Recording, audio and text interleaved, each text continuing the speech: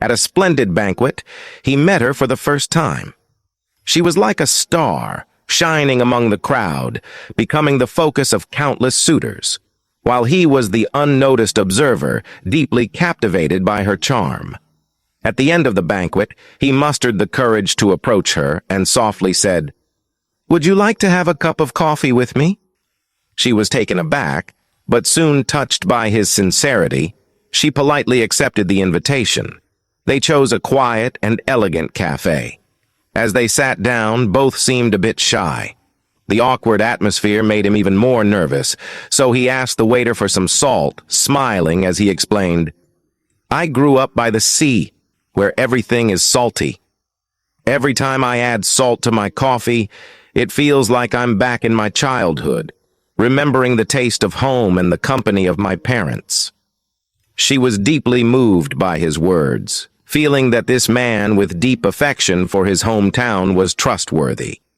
She also shared her story, recounting her upbringing in a distant small town, where the snow was white and the warmth of family was always by the fireplace on winter nights. As they talked, the awkwardness gradually faded, and warmth and resonance flowed between them. Time slipped away quietly in the aroma of the coffee. His tolerance and thoughtfulness attracted her, while her optimism and understanding provided him with endless support. 40 years later, when he left that letter at the end of his life, she finally understood the little secret he had always hidden. The letter read, "Dear, please forgive me. I never told you that during our first date I actually wanted sugar, but I nervously said salt. It was too hard to correct later, so I chose to accept it.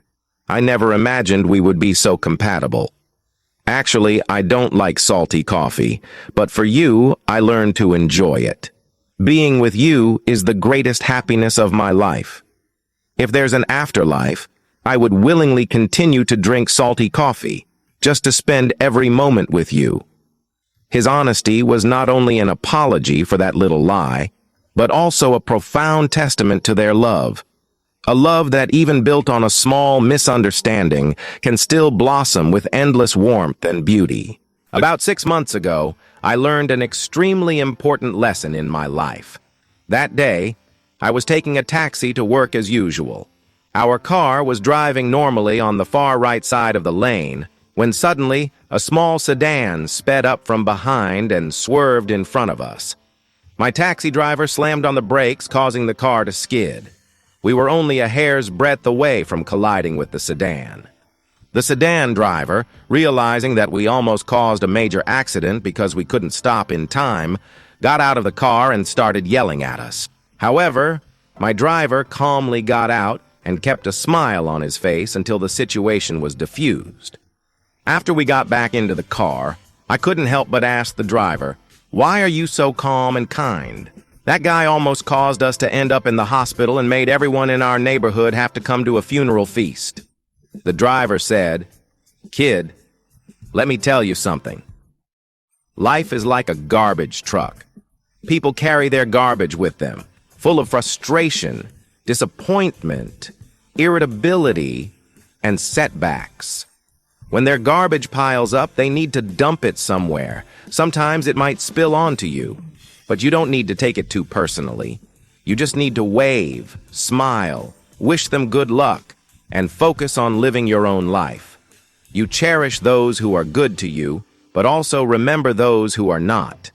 10% of people are destined to be in your life, while the remaining 90% is up to you to shape.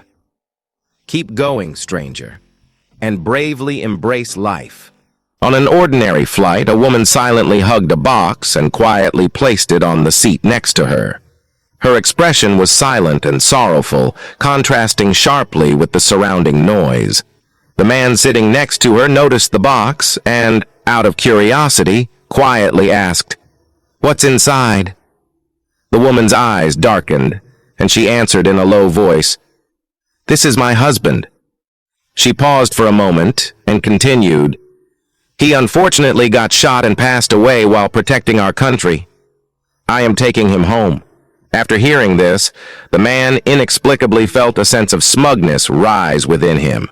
He thought that he could use this situation to get the airline to upgrade him to business class for free.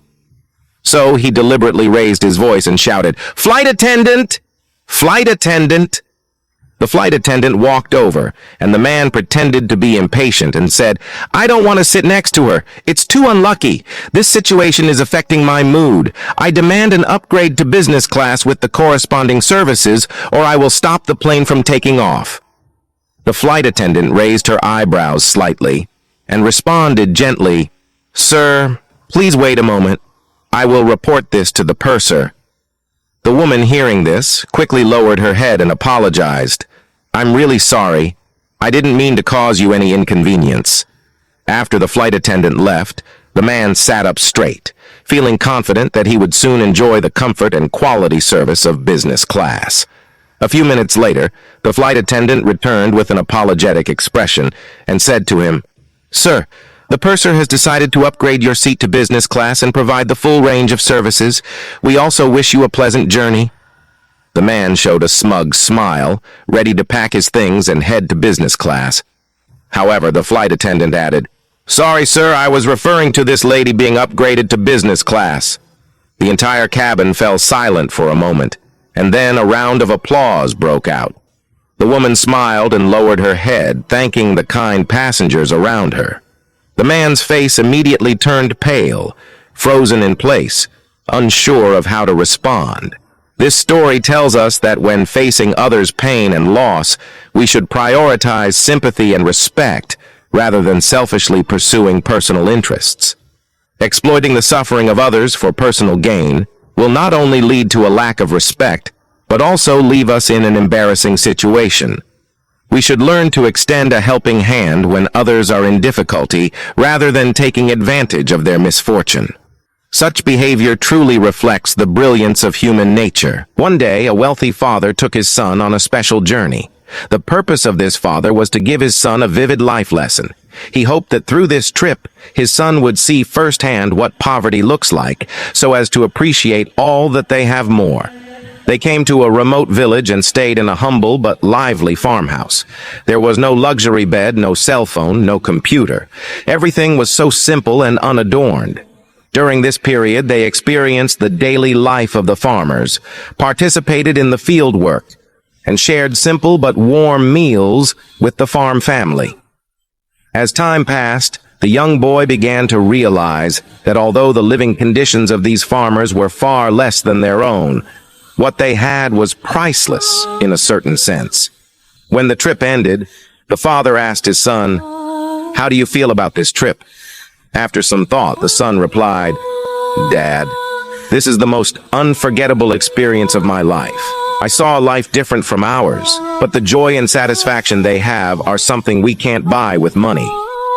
This story tells us that true wealth is not in the amount of material possessions, but in our attitude towards life and our appreciation of the world around us, our love for life, our family, and the peace and satisfaction in our hearts.